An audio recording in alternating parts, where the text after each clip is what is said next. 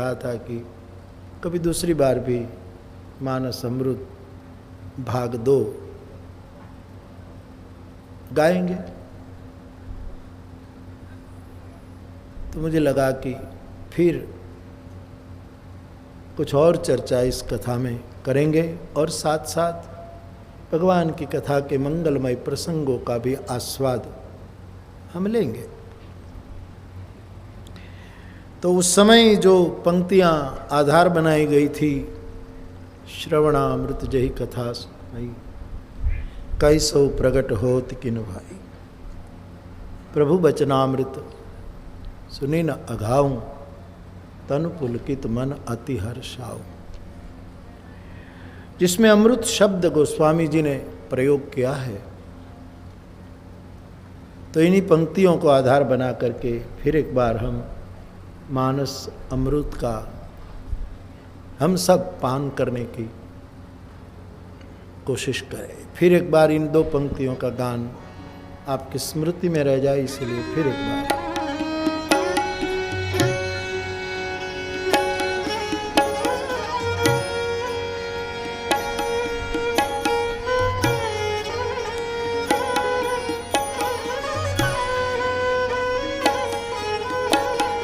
प्रभु श्रवणामृत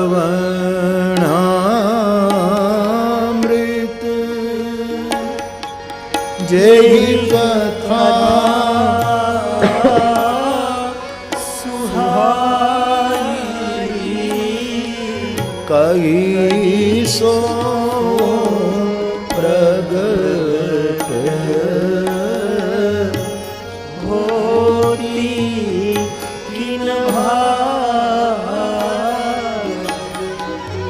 प्रभु वचनामृत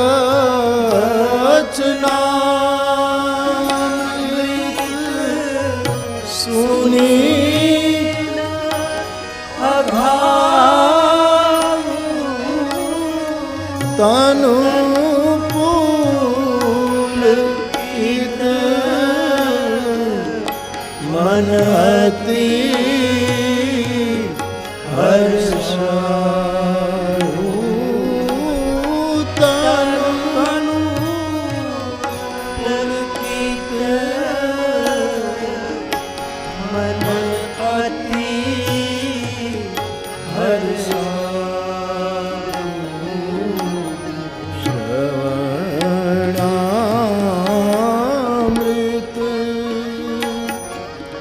जय कथा सुहाई, कही सो प्रगट होती किन भाई। परमात्मा की कथा तो अमृत ही है, क्योंकि भागवत जी में भी गोपीजन तव कथामृतम कह करके कथा के अमृत की सराहना करते हैं। लेकिन हम इंसान हैं, मानव हैं, और संसार में मानव को देखकर भी लगता है कि इंसान के विग्रह में, हमारे शरीर में कहाँ कहाँ अमृत है।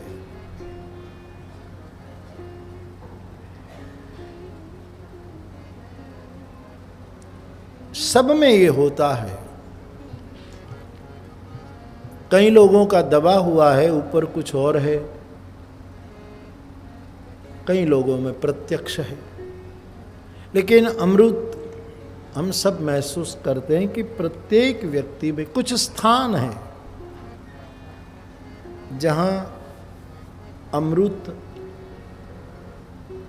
का अनुभव स्वयं साधक को होता है और उनके संग में आने वाले संगी को भी होता है।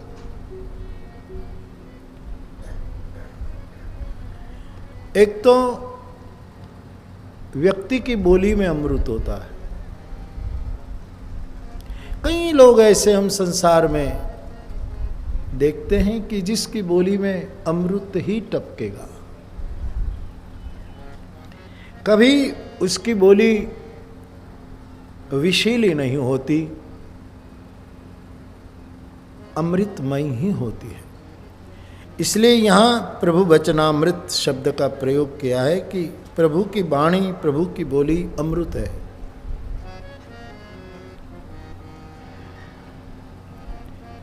कई लोगों की आंख में अमृत होता है।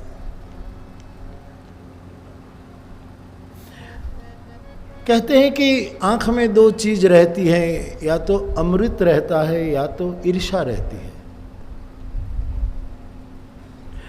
भगवान की कथा इसलिए है कि हमारी आंख में कोई गलत भाड़ूत लोग आ गए हैं, उसको निकालें। आंख जगह है।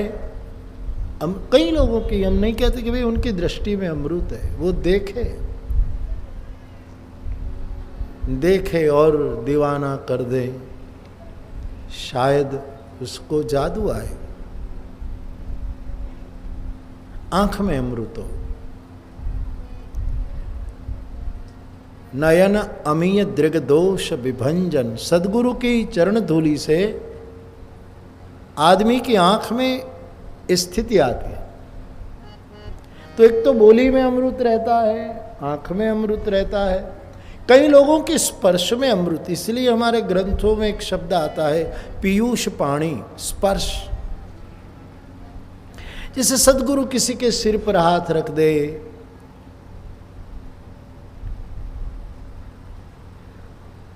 स्पर्श में अमृत होता। डॉक्टरों के लिए, वैद्यों के लिए इस शब्द का उपयोग किया गया है पीयूष पाणी आयुर्वेदिक ग्रंथों में। और सदगुरु भी आखिर में वैद्य ही तो है, इसलिए उसका स्पर्श में अमृत होता है। कई लोगों के चरण में अमृत होता है।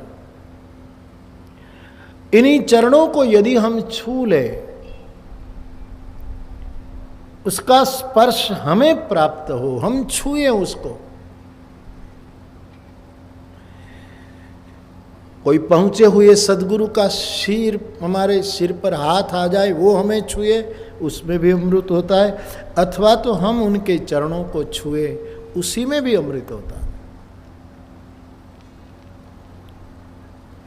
कई लोग ऐसे होते हैं जो बोलते नहीं, आंखें बंद रखते हैं, किसी को पैर छूने नहीं देते, वो किसी को नहीं छूते। ऐसे व्रतधारी महापुरुष होते हैं। और जिसके जो व्रत हो उसको आदर देना लोगों का फर्ज है। लेकिन उसके विचारों में अमृत होता है, उसका एक चिंतन मनन चलता है, उसी में अमृत। रमण महर्षि वैसे तो उसके ग्रंथ भी हैं, बोले भी, लेकिन ज्यादातर उसका चिंतन मनन चला। और एक अमृत के वेव्स, अमृत के आंदोलन रमण की गुफा से निकलते रहते थे। तो इंसान में ऐसे ऐसे खास अंगों में अमृत का निवास है। भगवान की कथा श्रवण करते करते उसका हमें थोड़ा परिचय होता है, इसलिए कथा है। तो मानस अमृत भाग 2 की विशेष रूप से चर्चा रामचरितमानस के आधार पर इस कथा में हम करेंगे। लेकिन पहले दिन ऐसा एक नियम सा हो गया है कि भाई कथा गायक को, भगवान की कथा कहने वालों को चाहिए कि वो महिमा का गान करे, यानी शास्त्र परिचय प्रदान करे कि ये राम कथा क्या है। अब ये राम कथा क्या है वो तो कहने की जरूरत नहीं है, सब जानते। और उनकी प्रभुता इतनी है कि कोई कह नहीं सकता, इतनी प्रभुता भगवान की कथा की है, फिर भी लोग कहे बिना रह नहीं पाए।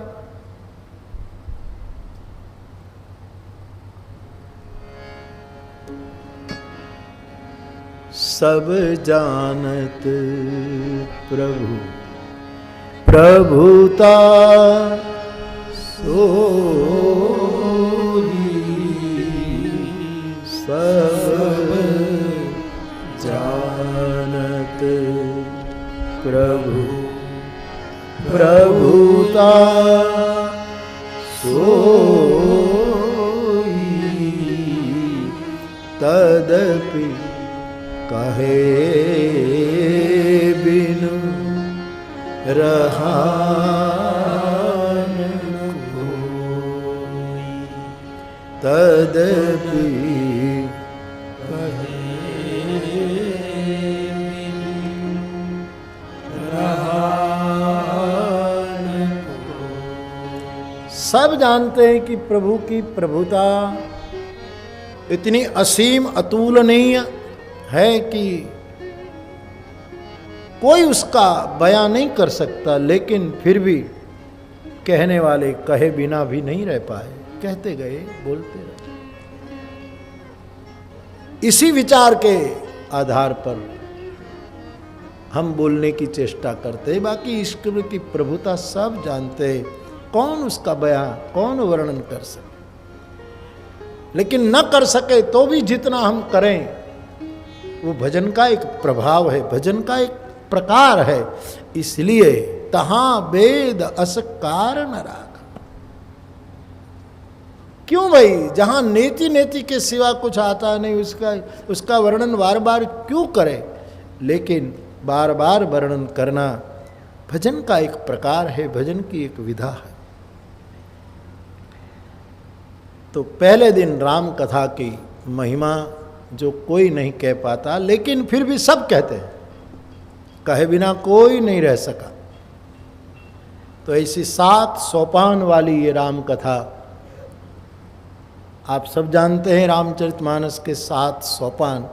ऐसे कांड भी कहते हैं, लेकिन कांड शब्द वाल्मीकि का है, तुलसी का शब्द है सोपान। 7 सोपान की ये सीढ़ी है। बालकांड, अयोध्याकांड, अरण्यकांड, किष्किंधा, सुंदर, लंका कांड और उत्तरकांड। अब ये 7 कांडों का सार क्या है, शायद मैंने पहले कभी कहा भी हो, मुझे याद नहीं है। लेकिन बालकांड में भगवान राम की प्रधानता है। इसका मतलब ये नहीं कि और कांडों में भगवान राम की प्रधानता नहीं है, लेकिन तुलना में प्रथम सोपान जो बालकांड है उसमें ज्यादा भगवान राम के ही चरित्र है। शिव पार्वती कुंभज ऋषि के आश्रम में गए, राम कथा सुनी। दोनों कथा सुनकर कैलाश जा रहे तो रास्ते में रामचरित्र देखा।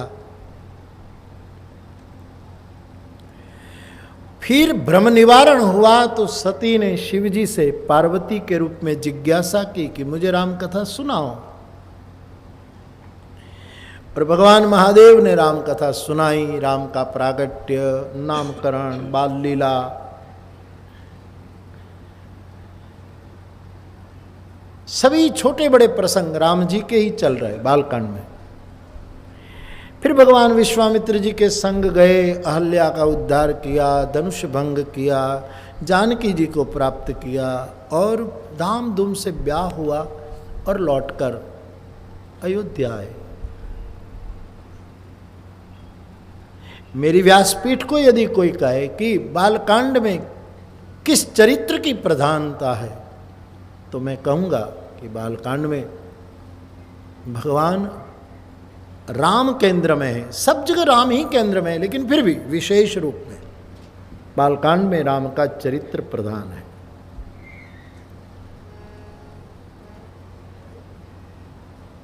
अयोध्या कांड में जाइए तो वहां भी तो राम कथा तो है ही, क्योंकि राम जी को वनवास हो रहा है, राम जी बन के लीला कर रहे हैं, राम का चरित्र तो है। लेकिन यदि कोई वेदू है, जानकार है, तो उसको पता लगेगा कि अयोध्या कांड में राम चरित्र होते हुए वहां प्रधानता है भरत चरित्र की। अयोध्या कांड में राम है लेकिन विशेषता भरत जी की है। इसलिए गोस्वामी जी अयोध्या कांड जब पूरा करते तब कहते भरत चरित करिने तुलसी जे सादर सुनहि सीय राम पद प्रेम अवश्य होगी भवरस बीरते। वहां भरत जी की प्रधानता। गोस्वामी जी लिखते हैं सीय राम प्रेम पीयूष पूरन होत जन्म भरत को मुनि मन अगम यम नियम समदम विषम व्रत आचरत को सिय राम प्रेम पीयूष पूरन होत जनम भरत को। तो अयोध्या कांड में केंद्र में श्री भरत जी है। बालकांड में राम जी, अयोध्या कांड में भरत चरित्र केंद्र में है। लेकिन तीसरे सोपान में जब हम गति करते हैं अरण्य कांड में, तब वहां लक्ष्मण जी का चरित्र प्रधान है।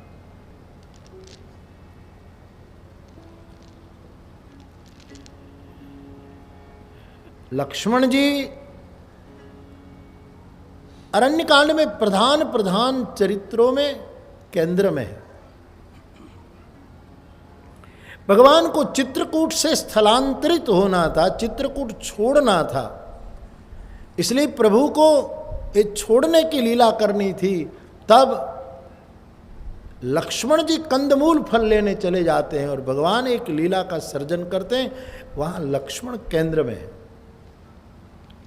फिर जयंत प्रकरण आता है और उसके बाद भगवान निर्णय करते हैं कि अब मुझे सब जानने लगे, अब मैं चित्रकूट छोड़ूं। लेकिन श्री लक्ष्मण जी केंद्र में। अरण्य कांड में भगवान आगे जाते हैं,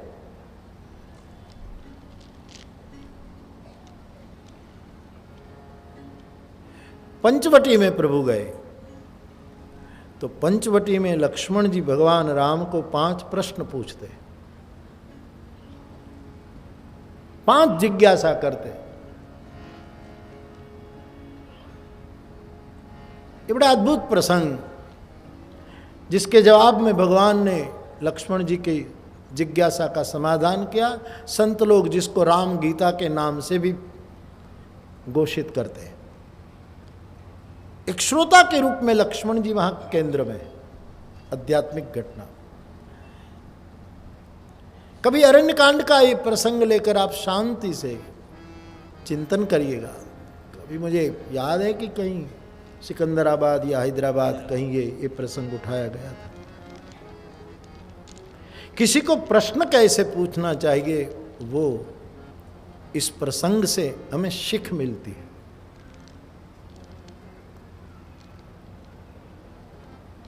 सबके प्रश्न पूछने की अपनी अपनी विधा होती है, अपनी अपनी रीत होती है। भगवान बुद्ध के बारे में ऐसा कहा गया। मैं कुछ दिन पहले गुरुकुल में रात को बैठा था तो कुछ भाई बहन लोग चर्चा कर रहे थे। शायद शोभित भैया ने ये बात कही थी कि एक बार बुद्ध भगवान बैठे थे और आनंद आदि आदि उसके मुख्य आश्रित कुछ प्रश्न पूछ रहे हैं और वो जवाब दे रहे हैं। इतने में एक आदमी आक्रामक होकर आता है, बड़ा आक्रामक, जिसकी वाणी में भी जहर, आंख में भी जहर, उसकी प्रत्येक क्रियाओं में विष भरा था। कथा मैंने भी कभी पढ़ी थी ये बात, लेकिन सुना तो ज़्यादा स्मरण हुआ। वो आदमी बुद्ध के मुख पर 3 बार थूकता है। बुद्ध बैठे हैं और 3 बार उसने बुद्ध का इतना बड़ा अपमान किया।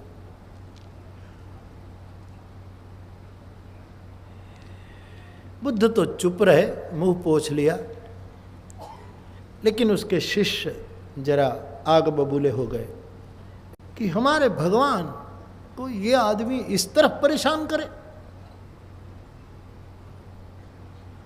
निंदा करता है, ईर्ष्या करता है, अपमान करता है, लेकिन ये तो सीमा से पार हो गई बात। हम कितनी आध्यात्मिक गहराई से जिज्ञासा कर रहे थे, प्रश्न पूछ रहे थे, और उस आदमी ने आकर पूरी बात को विक्षिप्त कर दी और 3 बार वो थूका। बुद्ध ने सबको रोका।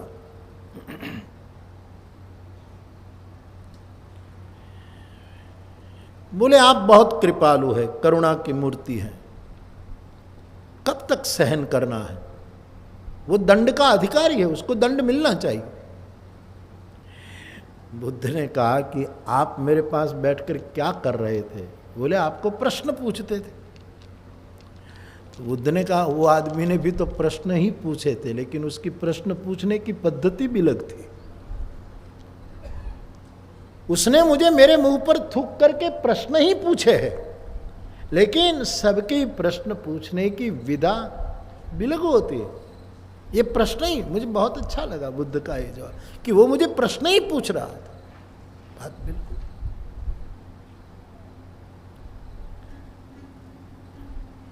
तब जब चर्चा चली तो बात हुई कि भाई ये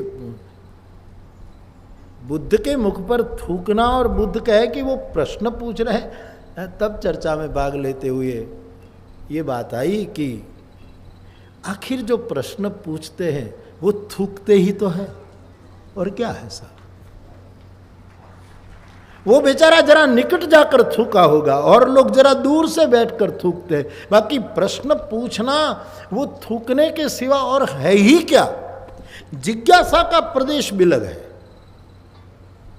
अथा तो ब्रह्म जिज्ञासा, अथा तो बाकी तो सब नापने वाले जो नापने के लिए प्रश्न पूछते हैं कि इस व्यक्ति में कितना पानी है, कितनी गहराई है, जरा नापे। वो नापने की वृत्ति से जो भी पूछेगा वो थूकता नहीं तो क्या करता है?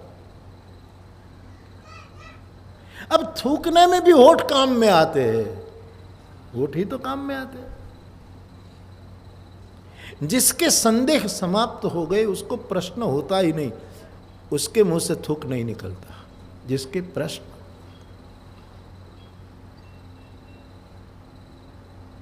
हम तो संदेहशील संशयशील लोग हैं, इसलिए थूकने से ज्यादा हम क्या कर रहे हैं? हाँ, जिज्ञासा से जरूर पूछा जाए, और किसी प्रबुद्ध महापुरुष जब हमारी जिज्ञासा का समाधान करें तो फिर हमारे संदेह मिट जाए, फिर ये थूक उड़ाना बंद हो जाता है। रामायण में भी तो ऐसा प्रतिभाव आया है।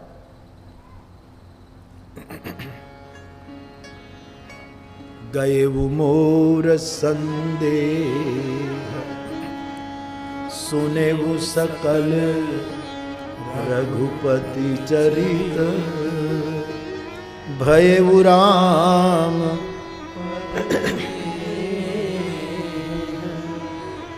तव प्रसाद बायस तिलक।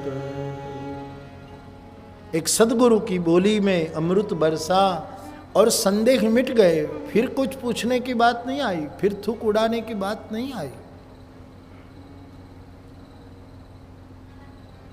तो लक्ष्मण जी जिस तरह प्रश्न पूछते हैं अन्य कांड में, बड़े महत्व के।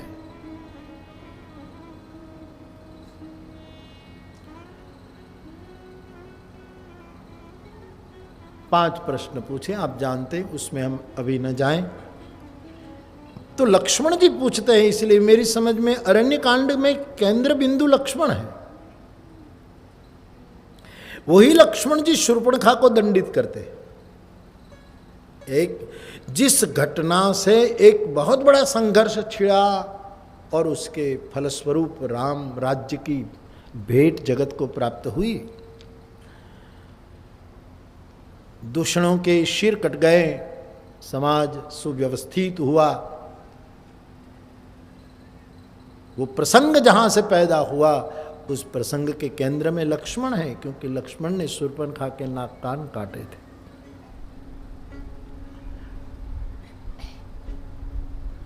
सीता जी के अपहरण की योजना बनी, उसी में भी लक्ष्मण जी हैं। वो बाहर गए तब सीताराम ने योजना बना दी। लक्ष्मण रेखा में भी लक्ष्मण केंद्र बिंदु हैं। और जानकी के कटु वाक्यों को सुनकर राम की सहाय के लिए गए लखन, सब जगह लक्ष्मण प्रधान है। इसलिए मेरा मानना है अरण्यकांड लक्ष्मण प्रधान सोपान है, अयोध्याकांड भरत प्रधान सोपान है, और बाल कांड प्रथम सोपान ये राम जी प्रधान है, राम मुख्य है। फिर चौथे सोपान के पायदान पर हम पैर रखे सीढ़ी पर, और वो किष्किंधा कांड वानर प्रधान कांड है, जिसमें मुख्य हनुमान जी हैं।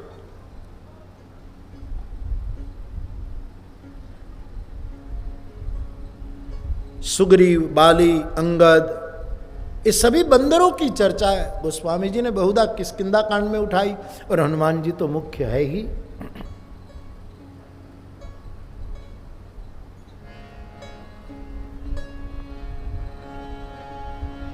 विप्र रूप धरि कपीत गए, विप्र रूप धरि कपीत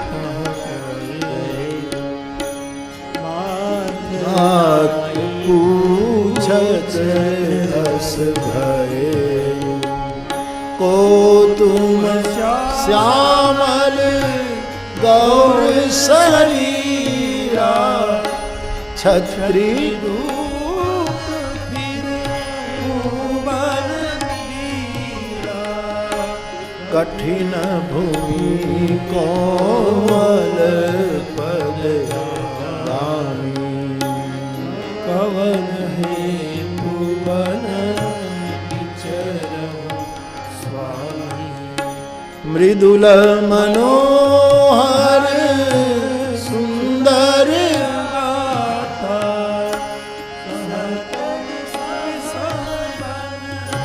आतप बाता कि तुम दीनी देव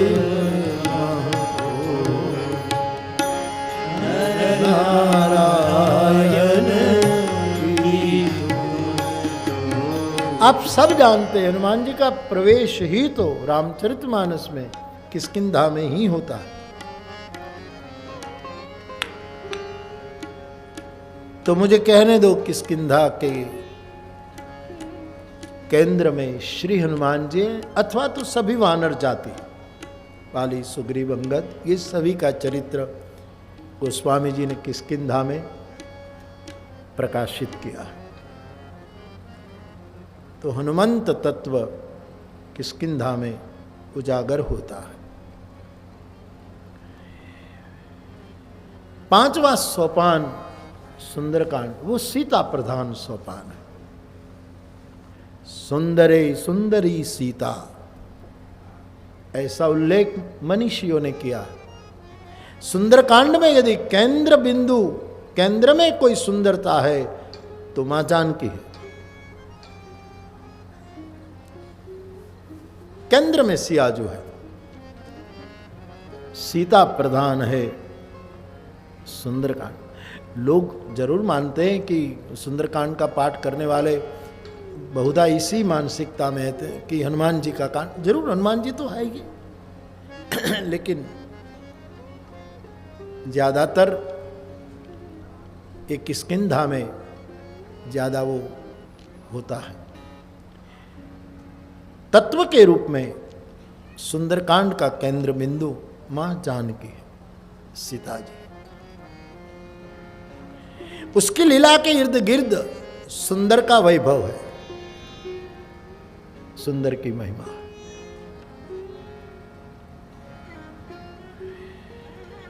तो सीता प्रधान है सुंदरकांड, 5वां सोपान। 6ठा कांड है लंका कांड, वो है रावण प्रधान। कुंभकर्ण, इंद्रजीत आदि आदि बहुत राक्षस है, लेकिन केंद्र में रावण है।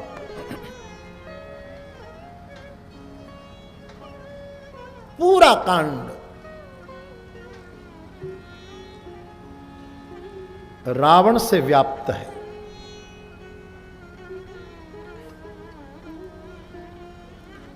इसलिए मुझे कहने में कोई आपत्ति नहीं,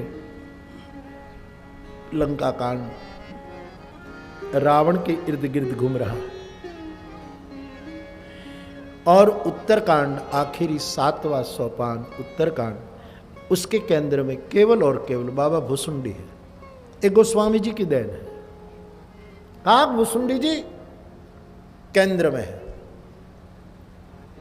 जल्दी जल्दी तुलसी जी राम राज्य करा देते हैं, राम राज्य की चर्चा कर लेते हैं। एक दो प्रसंग, नगर जनों के सामने प्रभु का संबोधन, वशिष्ठ जी का मिलना, सनत कुमारों का आना, नारद से मिलना आदि आदि कुछ प्रसंग, उपवन में जाना। बाकी ये सब जल्दी जल्दी पूरा करके गोस्वामी जी हमें केंद्र में काकभूषुंडी जी को प्रस्थापित करते दिखाई देते हैं। तो ये 7 सोपान में केवल परिचय के रूप में आपको ये कहने जा रहा हूं। तो मेरी समझ में बालकांड के केंद्र में भगवान राम, अयोध्या कांड के केंद्र में संत भरत, अरण्यकांड के केंद्र में एक वैरागी पुरुष लक्ष्मण, किष्किंधा के केंद्र में हनुमंत आदि वानरगण, सुंदरकांड के केंद्र में मां जानकी, लंका कांड के केंद्र में रावण दशानन और उत्तरकांड के केंद्र में बाबा काकभूषुंडी।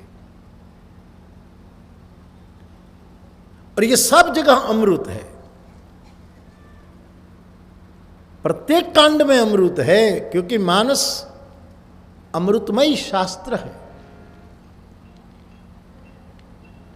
भगवान राम का रूप अमृत है, भगवान के वचन अमृत है, राम स्वयं अमृत रूप है।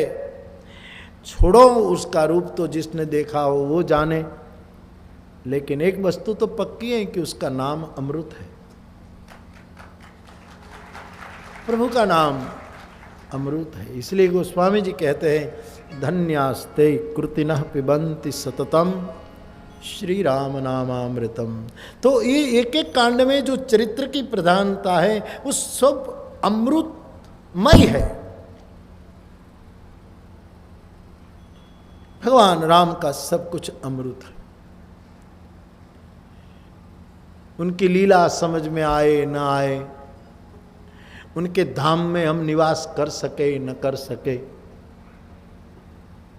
इनका रूप हम देखे न देखे, ऐसे भाग कहाँ, लेकिन उनके नाम का अमृत हम अवश्य ले सकते हैं। इसलिए बालकांड में नाम की बड़ी महिमा गाई। 9 दोहों में तुलसी जी ने नामदान दिया जगत को।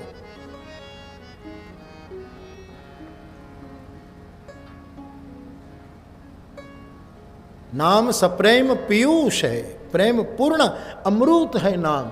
तो भगवान राम का कांड बाल कांड जब कह रहा हूं केंद्र में, तो वहां अमृत ही अमृत है। सिया राम कहियो, सिया राम कहियो, सिया राम कहियो, ये अमृत है। सिया राम कहियो, सिया राम कहियो, सिया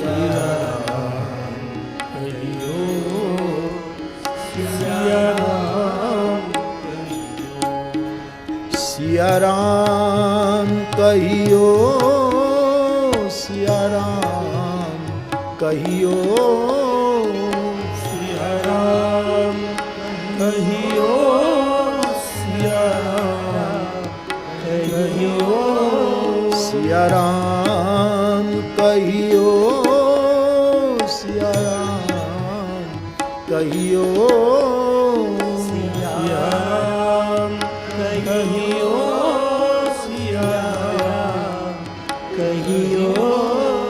सिया राम कहियो, सिया राम कहियो, सिया राम कहियो, सिया राम कहियो, सिया राम कहियो, सिया राम कहियो, सिया राम कहियो, सिया राम कहियो। तो प्रभु का नाम, प्रभु का रूप, प्रभु की सभी लीलाएं, कथामृत सब अमृतमय है। तो बालकांड में अमृत है क्योंकि इस कथा में राम जी को उसके केंद्र में हम देखने का विनम्र प्रयास कर रहे हैं। अयोध्या कांड में भरत चरित्र, वो तो प्रेम का ही चरित्र है। श्री राम प्रेम पीयूष, गोस्वामी जी पीयूष शब्द का उपयोग करते। प्रेम अमय मंदर बिरह, भरत पयोधि गंभीर, मथि प्रगटे सुर साधु हित कृपा सिंधु। भरत में प्रेम का अमृत है, प्रेम अमृत है। गोस्वामी जी ने सीताराम के प्रेम को पीयूष की वो दी है। तो अयोध्या कांड में भरत जी भी अमृत से अभिषिक्त है। लक्ष्मण जी का तीसरा सोपान, जहां केंद्र में मेरी व्यासपीठ ने लक्ष्मण जी को रखा, उसमें कौन सा अमृत है?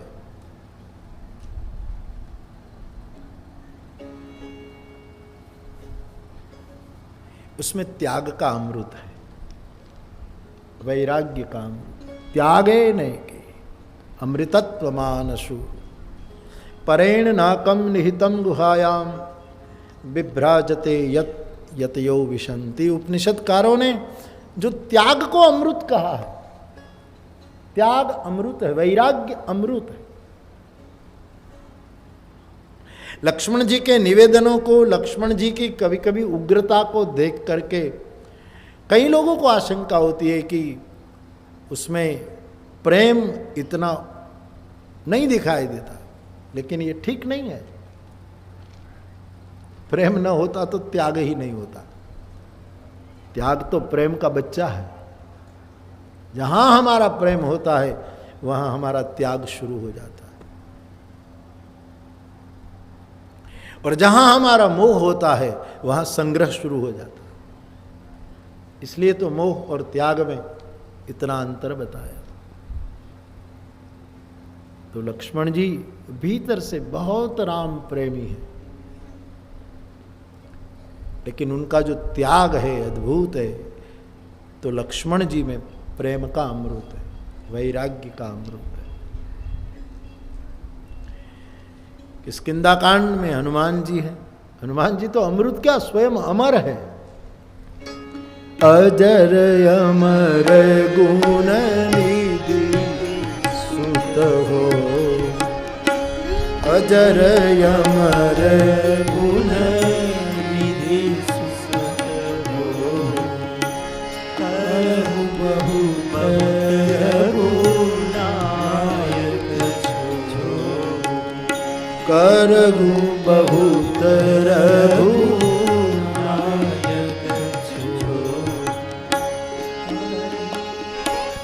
प्रभु अस सुनि काना, प्रभु अस सुनि काना, निर्भर प्रेम मगन हनुमाना, निर्भर प्रेम